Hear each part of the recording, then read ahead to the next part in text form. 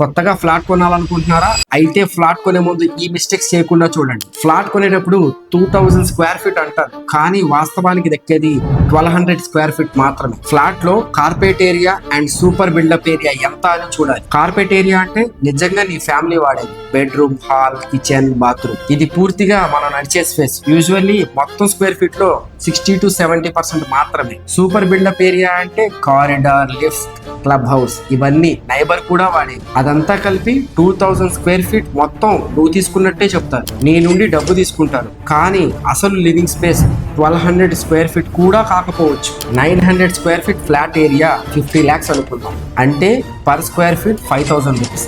ఇది దాని original corporate area. ఇక్కడ వాళ్ళు ఏం చేస్తారంటే 1200 స్క్వేర్ ఫీట్ అని చెప్పి ప్రైస్ మాత్రం 900 స్క్వేర్ ఫీట్ కి చూపిస్తారు. 1200 స్క్వేర్ ఫీట్ 50 lakhs వస్తున్నప్పుడు ఇదేంటి ఈ ఫ్లాట్ ఎంత తక్కువకి వస్తుందని మనం కొనేసుకుంటాం. వాళ్ళు 1200 స్క్వేర్ ఫీట్ అన్నారు అంటే అక్కడ carpet area and super built up area మొత్తం కలిపి. ఒరిజినల్ గా నీ డబ్బు ఉండేది నీ కార్పెట్ ఏరియా మీద మాత్రమే. డెవలపర్ యాడ్ లో ఎంత పెద్ద నెంబర్ చెప్పినా రిటర్న్ డాక్యుమెంట్ లో ఎంత ఏరియా ఉందో స్పష్టంగా చెక్ చేయండి.